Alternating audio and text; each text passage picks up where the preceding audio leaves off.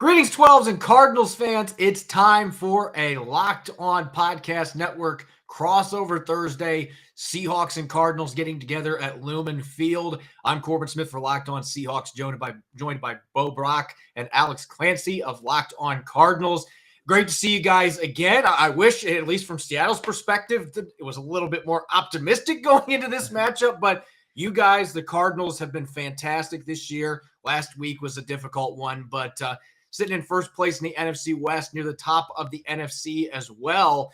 Feels like the tables have really turned compared to what this matchup looked like when these two teams got together a year ago. Yeah, I mean, when you lose Russell Wilson for any sort of period of time, you got Brett Favre earlier in the season. It's a little bit more difficult to win games with Geno Smith. I'm still more nervous about the Seahawks game and just in general. That roster is underperforming because their best player hasn't been on the field. I mean, you've seen that from the Cardinals the last couple of weeks. They got lucky against San Francisco, and Colt McCoy threw a pretty much shutout at the quarterback position that we saw the other side of a backup quarterback against Carolina. But all in all, the storyline for both organizations over the last better part of a month has been the absence of their QB1. And it's wild how the Cardinals have kind of adapted, went 1-1, and then the Seahawks have kind of cratered regardless of, the running back room and everything for Seattle has been a mess in and of itself. So you guys are probably doing the best you can. I still think they're the best, one of the best under 500 teams in football with Russell Wilson coming back. Yeah, that's been the biggest issue. He looked like he wasn't close to being 100% ready to go last week against the Packers. And I kind of am taking the game with a grain of salt just because Russell has been atrocious at Lambeau Field, even when he's been healthy. It's like Superman's kryptonite. Lambeau Field, for whatever reason, he just has never played well there. He just doesn't play well against the Packers in general. So now another week of practice in. Maybe some of the errant throws that he made against Green Bay. He was 20 for 40, and I'd say half those incompletions should have been completed passes, and he was airmailing throws. He just didn't look comfortable in the pocket.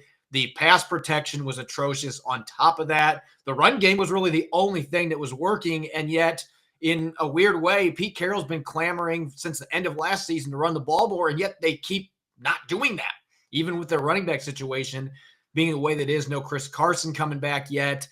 They still feel they should be able to run the ball, and they have not been able to, or they just haven't been willing to. The new offensive coordinator, Shane Waldron, has seemed allergic to running the ball at times, which has been a weird mix with Pete Carroll, who has an affinity for the run game and has for his entire career. So that's really been the biggest issue for them. Russell Wilson's health, the offense in general has been awful, and it was supposed to be one of the best in the NFL. Not having your quarterback certainly hurts, but that's why they're 3-6 for the most part, is the offense hasn't come close to living up to expectations. Is there talk that they feel like they can bounce back from the horrific performance, that Russ can knock the rust off and get back to his Pro Bowl form that we're used to seeing? Or is there, are people hovering their hand above that panic button?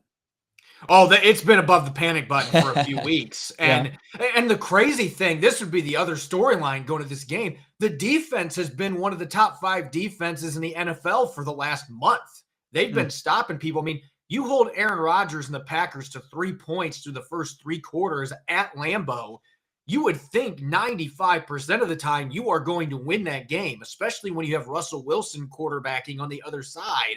And yet they were losing 3-0 because their offense was even more inept last weekend. And so that's really what's made all of this so fascinating. And it goes back to the end of last year. Even though they went 12-4, they have not been able to have their offense and defense come together at the same time. If one's playing well, the other unit isn't. And, it's scary because if they could actually get both sides coming together, this is a team that could win 5 or 6 games in a row. They have the talent to do it. But they've got to prove it on the field. They keep saying that they're going to turn things around. I'm not as optimistic at this point they're going to be able to, because they just keep finding ways to lose games. And eventually the frustrations start to get to you. You're seeing that with DK Metcalf. So if they can rattle off a couple games in a row, then maybe the mindset changes. But right now, this just doesn't look like a very good football team, despite the fact they have the talent to be a very good team. Yeah, Alex, Clancy, Bo Brack, Locked On Cardinals, Corbin Smith, Locked On Seahawks, Crossover Thursday. Thank you to everybody making Crossover Thursday your first listen. It's free here on the Locked On Podcast Network. It's pretty sweet. You got to listen to a couple live reads, but That's a lot better than have to pay for stuff. It's kind of the same with the Cardinals, but you look at the NFC West as a whole, and, the storylines coming into this game, we'll talk about here briefly, like with the Seahawks and Pete Carroll, it looked to be the NFC version of Bill Belichick and Tom Brady and Russell Wilson. There were a lot of comparisons where it's like Pete Carroll's an old dog. He's going to do things his way, and they win a lot of games. It was death taxes and 10 wins for the Seahawks. That's what it was for an extended period of time, pretty much up till, Russell Wilson, breaking his finger earlier this season. And it was the antithesis for the Cardinals in recent history, where it's, can they find a head coach that's, competent enough to lead an NFL organization? And Cliff Kingsbury's kind of been on the rise, and Pete Carroll's kind of falling out of favor, it seems like, at least from the national perspective in Seattle with John Schneider. These guys, kind of set in their ways, and Russell Wilson not necessarily being happy. Are you looking at the Cardinals like we are as a team that's on the rise, or do you see this as a team like last year that looked better in the beginning of the season than it did towards the tail end when they missed the playoffs?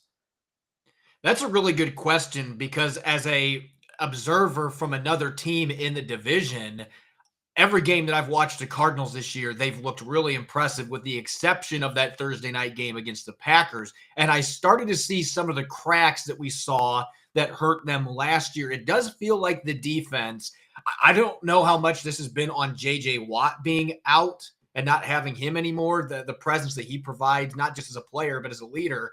It has felt like the defense hasn't been quite the same the last 3 or 4 weeks for the Cardinals. They've still been solid, but not how they were playing the first month or so of the season. So that might be the only reason I could think of that, maybe the Cardinals are going to have a much rougher second half. But this is a very talented football team. You're going to get Kyler Murray back potentially this week. If not this week, the next week, he's going to be back.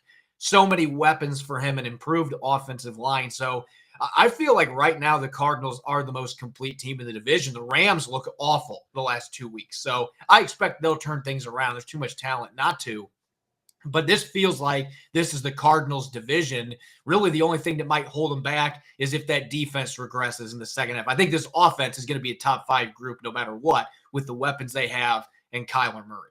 Now, Bo, do you agree with that? Do you agree with that? I want to get your thoughts on exactly what he just said, because we don't talk about the national perspective from somebody else's mouth a lot. We kind of generalize, but from what Corbin said before you move on, do you agree with what he said about the defense, or do you think that there's a better chance that they'll bounce back even without J.J. Watt? No, I mean, there's certainly been a regression game by game since J.J. Watt's been out for the, with the arm injury. I mean, you just say arm injury because his entire arm exploded in one half against the Houston Texans, unfortunately. But the sky is not falling. I mean, this is still a defense that's been very good in getting off the field. It's been great on third down. It's been great on fourth down, with the exception, really, of the last game against the Carolina Panthers. The Carolina Panthers took advantage of their defense putting their offense in prime position and putting the Arizona Cardinals defense back against the wall.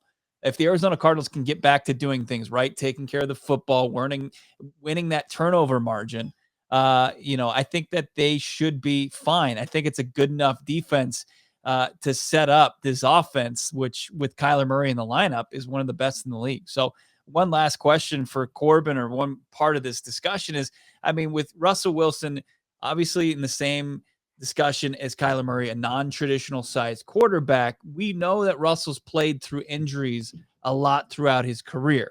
Maybe he came back a little too early this past week, but in your opinion, at what point does Kyler Murray need to just get back in the lineup? Cardinals facing their bye week after Seattle.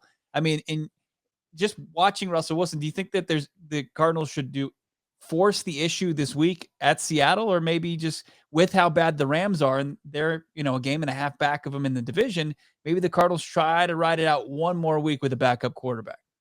Well, I think the Seahawks would love it if Kyler Murray decided to sit one more week. Although I will say this, Colt McCoy has been a thorn in the Seahawks side. He was on the Giants last year, and the Giants came in and won at Lumen Field, a very low-scoring game. So it wasn't really Colt McCoy that caused that loss. But the Seahawks always seem to struggle against teams that have Colt McCoy as the quarterback. So it's kind of become a running joke here in Seattle. Everybody saw the Cardinals and, oh, God, Kyler Murray, stay healthy, which is just hilarious that somebody would say that. But, I think when you look at this from the perspective of Arizona, if he's really, really close and you deem, tomorrow's practice and Friday's practice, you're like, you know what, he's 90% of the way there. I still think that this is an important game because the Seahawks, if they win this one and they improve to 4-6, right now they're only 1.5 games out of a playoff spot somehow. I don't know how. This NFC is just weird, very top heavy. So if Seattle gets to 4-6, they get that big win at home. That could be the kind of game that completely changes the trajectory of their season. And now you could be approaching week 17 when these two teams tangle again in Arizona. If the Seahawks get hot, suddenly the Cardinals might be in a position where they're trying to ward them off in the division. I don't think that's going to happen, but I think this is still a very important game for both teams, especially for Seattle. They cannot afford another loss, but Arizona would want to send another message here. You can squash Seattle's slim playoff hopes by beating them in this game. And so, yeah, I think it's going to be fascinating to see whether they play him or not. I think if he's close to being healthy, you go for it. Sprained ankle is a little different than a surgically repaired finger on a quarterback's throwing hand. And Russell Wilson just didn't look super comfortable out there this weekend. We're going to get to some concerning matchups here in a moment, but this crossover special is brought to your way by Get Upside, an incredible app for everyone who buys gas. My listeners are making up to 25 cents for every gallon of gas every time they fill up. Just download the free Get Upside app in the App Store or Google Play right now. Use the promo code Touchdown and get a bonus 25 cents per gallon on your first fill up. That's up to 50 cents cash back. Don't pay full price at the pump anymore. Get cash back using Get Upside. Download the app for free and use the promo code Touchdown to get up to 50 cents per gallon cash back on your first tank. Some people who drive a lot are making as much as $200 to $300 a month in cash back, and there's absolutely no catch. The cash back gets added right to your account. You can cash out anytime to your bank account, PayPal, or an e-gift card for Amazon and other brands. Just download the free Get Upside app and use the promo code Touchdown to get up to 50 cents per gallon back on your first tank. All right, second segment. Locked On Crossover Thursday. Alex Clancy, Bo Brack, Locked On Cardinals. Corbin Smith at Corbin NFL on Twitter. Locked On Seahawks. A lot of fun, a lot of, dare I say, sexy matchups we're looking at going into Sunday's game. Listen, the Seahawks, their offense, I mean, how many teams in the NFL would swap their offense for the Seahawks offense without thinking about it? Like 12? 15 just for Tyler Lockett and DK Metcalf and Russell Wilson, let alone the run game that is seemingly, the movie, Bo, what the movie that I talk about, Rockstar, where it doesn't matter who the lead singer is, it's going to look the same and there's going to be that same amount of production. And the Cardinals offense in their own right jumps off the page as well. I think that Bobby Wagner is still a problem. He will always be a problem, and he will never get the credit that he's truly deserved. Fred Warner's already taken over the clippings because he got the new deal in San Francisco. For me, I don't worry about Jamal Adams anymore. I want more insight from you. But if you're looking at it, and we'll give ours in a second, what offensive players for the Cardinals are you most worried about going into Sunday? It's weird that I'm saying this with all the receivers that the Cardinals have, especially if DeAndre Hopkins is healthy enough to play this week. But James Conner really worries me going into this game. And Pete Carroll talked about it today. He's brought that physical presence to Arizona's offense that they didn't have in the run game. And he's been really a big surprise with how effective he's been on the perimeter and catching screens. And the Seahawks are the worst defense in the NFL at defending screens, particularly to running backs, week in, week out. That was the one thing the Packers did consistently on Sunday to move the ball, was tossing it out to the running backs either on swing routes or screens. And the Seahawks have not shown that they can consistently stop those plays. And so I worry about Arizona spreading out Seattle's defense, running the ball between the tackles with Connor, and most importantly, getting the ball to him on screens, especially if they're going to be gearing up on these receivers the Cardinals have, the bevy of them on the outside. I worry about that matchup, even with the talent that the Seahawks have at linebacker with Bobby Wagner and Jordan Brooks. For whatever reason, defending screens has just been incredibly difficult for this team this year. And with all the other weapons they're going to have to worry about, that is the one area that really concerns me going into this game. Yeah, absolutely. And if it's Colt McCoy, I mean, that's the guy. He seems to be the screen master. He had a beautiful one to James Conner against the 49ers, went for 40-plus yards and found the end zone. Let's look at the offensive side. Alex mentioned the running back room. It's kind of been one in flux. You've been dealing with the injuries. The Cardinals' biggest weakness on defense is stopping the run. Is there somebody that they can put in the lineup? Is it Alex Collins that could maybe give them fits and then set up that nice run pass balance to maybe get a rusty Russ Wilson back on track? I think the Seahawks have the bodies in the backfield to be able to run the ball. They showed it against Green Bay, but the problem is that the Seahawks decided we're going to drop back to throw 48 out of 59 plays, even though the Packers are daring us to run the ball. That's beside the point. Alex Collins has looked good. He's been dealing with a groin issue for a few weeks, so that's limited how much they've been able to play him. Travis Homer has been a pleasant surprise this year. Rashad Penny continues to be arguably the biggest bust in franchise history. He is approaching Dan McGuire level of bustness for the Seahawks. And I hate saying that because I loved him at San Diego State. And I actually thought it was a good pick when they picked him because he was dynamic at the college level, has not been healthy, hasn't shown the burst. So that's been an issue. But the other running backs they have been fine. The run blocking has been inefficient for most of the year, despite having Gabe Jackson added to the roster. Damian Lewis, that was supposed to be his strength. They just haven't held up very well in that regard. So as far as, concerning matchups from Seattle's offensive perspective, I'm most worried about those really athletic linebackers that the Cardinals have. The secondary worries me a bit too, even though the Seahawks have some really good receivers, obviously. But those players in the middle, the ability of Simmons and why am I not remembering his name? Collins. Collins. Yeah. I, for whatever reason, lost his name for some reason. But those two, their athletic ability, the ability to cover against tight ends and running backs, you can use them in the slot occasionally, guys that are true gadget players, Swiss Army knives. Last time these teams played in Arizona, Russell Wilson threw a pick to Simmons. It was a spectacular play by him. I worry about those really athletic hybrid defenders causing problems, especially since Russell Wilson has been allergic to the middle of the field. I wonder if he might try to test that a little more in this game. And those two are going to make life difficult with their athletic ability and coverage and their ability to defend the run as well. Yeah, and it's interesting when you look at the other side with, the receivers that the Seahawks have. Very, very rarely do we like to bring up the Steve Keim could have flipped Josh Rosen for DK Metcalf situation instead of trading for Andy Isabella, but both of those guys will be on the field on Sunday. One will be sweating and running around, and the other one will probably be eating popcorn or lollipops on the sideline. But when you look at what the cornerbacks have done, I think Bo would agree that they've been the surprise of the defense this year. You know what you're going to get from Budda Baker. Jalen Thompson is really coming into his own as the backup dancer for Budda Baker. They're probably the best 1-2 punch safety-wise in the league, by all accounts, at least according to me. The corners have been great. Byron Murphy is officially a CB1. Marco Wilson has kind of shown, and Robert Alford have shown that, they can play at the NFL level. DK Metcalf scares me. Tyler Lockett scares me more. I don't know when he and Russell Wilson are in sync together, there is very rarely a quarterback wide receiver duo, especially in the red zone, that just execute touchdown plays. And what we see, Tyler Lockett is a wizard inside that painted 10 yards. He gets open. Doesn't matter if it's a sideline or not. I think Tyler Lockett, but I don't know what worries you the most from the defense for the Cardinals, but it's Tyler Lockett for me with his hookup with Russell Wilson, not necessarily DK Metcalf.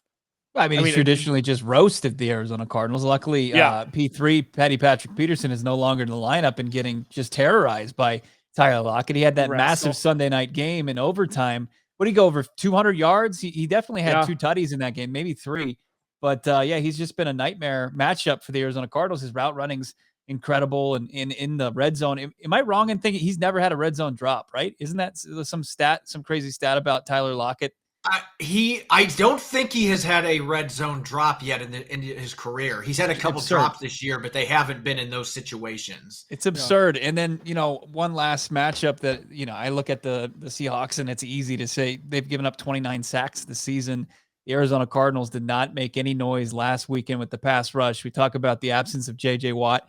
This has just got to be a game where Chandler Jones shows up. If he wants a contract with anybody, worth any guaranteed money, this guy has to show not even what he did in week 1 against the Tennessee Titans, where he has 5 sacks. He just needs to be disruptive. And he's going to have an opportunity, I would think, Corbin, against the Seattle's offensive line. Yeah, that would be the other matchup that really worries me because Dwayne Brown, Father Time, has caught him this year. He has been really rough. 7 sacks allowed, the second most by a tackle in the NFL. Only Eichenberg, the rookie for the Dolphins, has given up more. And, sometimes you guys give up a lot of sacks, but overall they've been solid in pass protection. That has not applied to Dwayne Brown. He's been bad this year. I don't know what's going on. Maybe the holdout that he staged. I don't know. But they're probably going to be playing Jamarco Jones at left tackle because Brown is now nursing a hip strain. If he's not 100%, he's already been rough out there in the field. Jones actually looked okay on Sunday against the Packers once he checked in. But Jamarco Jones also has a history of getting roasted by Chandler Jones. It has happened already a few years ago. So a lot of Seahawks fans are kind of bracing for that matchup. And then Brandon Shell on the right side has been fine. He's an adequate starter. But yeah, if Chandler Jones is on his game and the Cardinals also have Marcus Golden rushing off the edge, I feel like that is an advantage for the Cardinals going into this game. And poor Russell Wilson might be under duress early and often, just like he was last weekend at Lambeau. Alex, Clancy, Bo Brack, Locked On Cardinals. Corbin Smith, Locked On Seahawks, crossover Thursday on the Locked On Podcast Network. Thank you for making Locked On Podcast Network, whatever you listen to, whether it be Locked On Seahawks, Locked On Cardinals, or crossover Thursdays, your first listen, free and available wherever you get your podcast. Coming up next, keys to victory. Corbin's going to rip through his. Bo and I are going to rip through ours. What do the Cardinals have to do to get a victory and avoid dropping 3 out of 4? And what do the Seahawks have to do to look like a pro football team after what they did last week with Russell Wilson coming off the shelf? We'll get all that and more as we wrap up this edition of Locked On Crossover Thursday. But, Bo, you have something very important to talk about right now, and I want you to do it right now. Of course. Yeah, the action that you can get in on this game, the action that everybody wants, it's a pick 'em now. It went from 2.5, the Arizona Cardinals, the favorites on the road against the Seahawks, to 1 to now a pick 'em. So you can take the Arizona Cardinals straight up. You can take the Seahawks straight up if you think the Cardinals are trending in the wrong direction, that Russ will get back on track. The safest bet is using betonline.ag. It's back and better than ever. New web interface in the start of hoops season. It tipped a couple weeks ago. Props, the odds, the lines, they're all better than ever before. BetOnline remains your number one spot for basketball and football action this season. Head over to the new updated desktop mobile website. Sign up today. Receive a 50% welcome bonus. That means if you put in $100 for your first deposit, get $50 free to help build your stack. All you have to do is use the promo code LOCKEDON, one word, from hoops, football, NHL, boxing, UFC, right to your favorite Vegas casino games. Don't wait to take advantage of these amazing offers. Bet online, the fastest, easiest way to bet on all your favorite sports. It's Bet Online, where the game starts. All right, guys, let's talk keys to victory going into this game. Obviously, the Cardinals, you can say that this game is a pick 'em.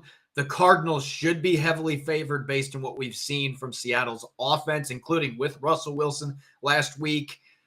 Let's start with Alex here. Looking from the Cardinals' perspective, what do you think that they need to do on defense to get this win at Lumen Field and improve to 9-2?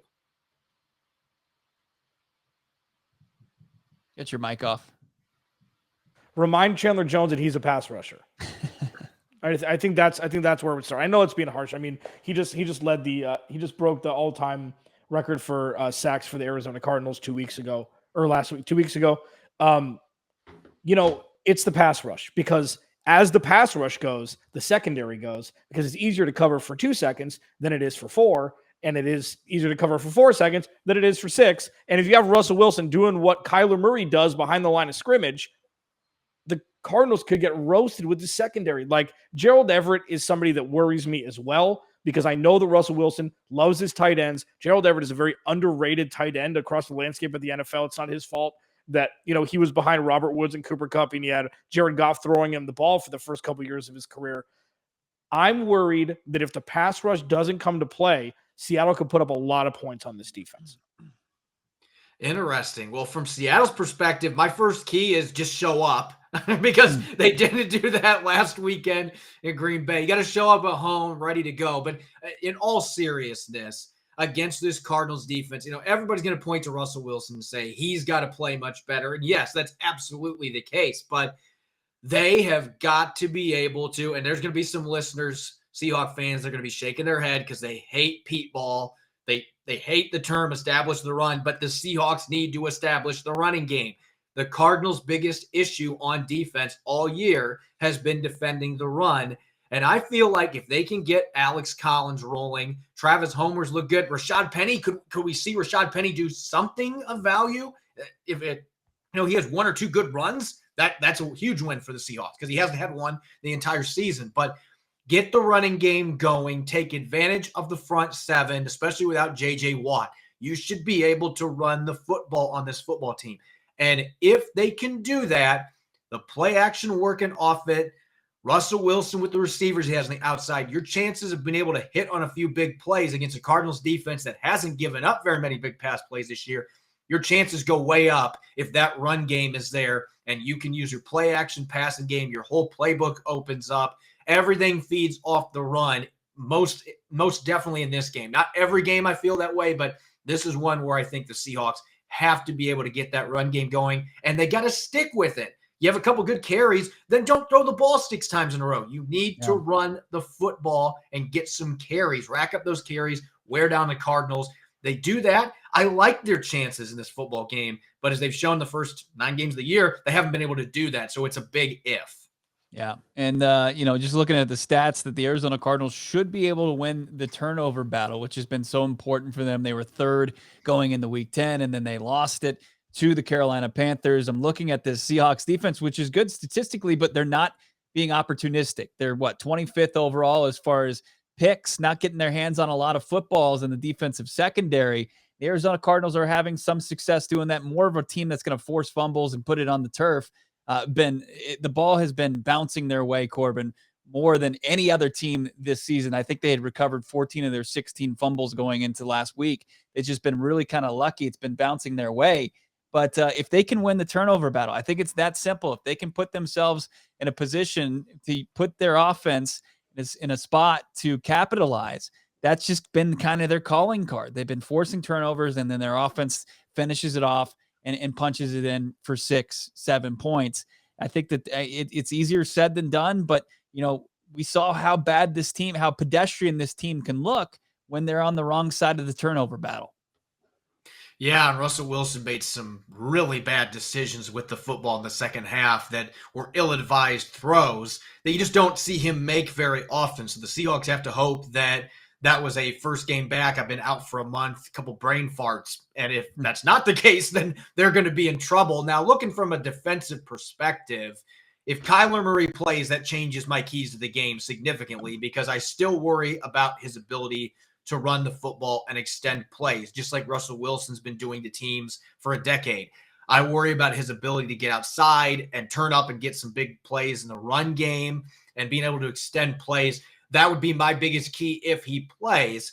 And if he doesn't, and Colt McCoy is the quarterback, then it goes right back to what I said. It's crazy because you have all those stars on the outside, and yes, they concern me, but the running back situation, defending screens, defending running backs in the passing game, that has been the one thing, even with the Seahawks playing better defense the last 4 weeks, that has still been the area that teams have killed them. Alvin Kamara had over 100 receiving yards in the first half when they played in week 7. And then last week, the Packers, that was really their offense most of the game, was dumping it off to the running backs. And so that has been the Achilles heel for Seattle's defense. Even with them playing better, you can't let the running backs dominate you out of the backfield, and you have to make the Cardinals one-dimensional. Force them to sling the ball down the field to the receivers. The corners and the safeties have been playing a lot better.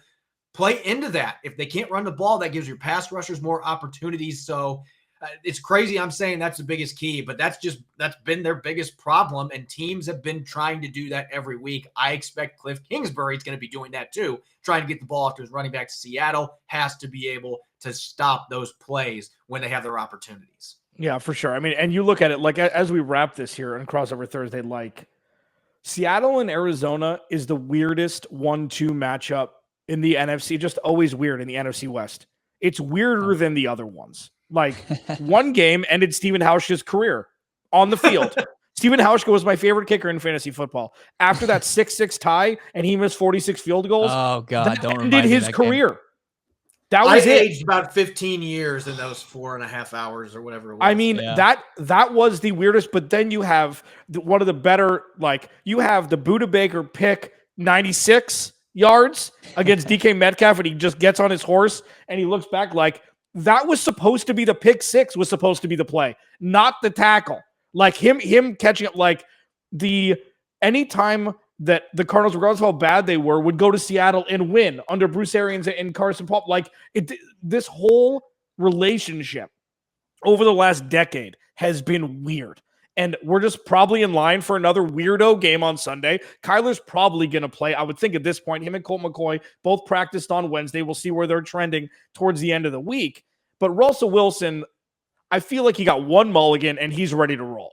So this is going to be a lot closer, I think, than what the records indicate. This is the weird part of the year where good records fall and bad records rise. And this is just going to be a closer game, I think, than what the records indicate at this point. I mean, Bo, you're looking at me like I'm crazy. Well, no, I mean, Vegas agrees with you. It's a pick 'em, obviously. But what's kind of crazy to me is that they expect a lot of points to be scored in this game. So, are they thinking that Kyler Murray is going to come back? This defense is going to continue to go in the wrong direction. And I'm talking about the Arizona Cardinals. The total is 48, and that's quite a bit of points. I mean, both teams in the 20s. So they're not expecting probably Colt McCoy to go back there and light it up, even though Corbin told us the success that McCoy has against the Seahawks. He hasn't even played well, but his teams always win when they play the Seahawks. I know. And if it is McCoy, there is a blueprint to beat him, and it's a very simple one. Make him throw the ball down the field, and he's showed that he's not capable of doing that. And he has a lot of his success before, throwing the ball behind the line of scrimmage. And when defenses take that away, he's a below average quarterback and very beatable. So we'll see how things kind of trend this week in practice. Can it be Kyler Murray? Kyler Murray said it comes down to him essentially on whether or not he's going to play. He said they asked him, who's it come down to? And he says, me.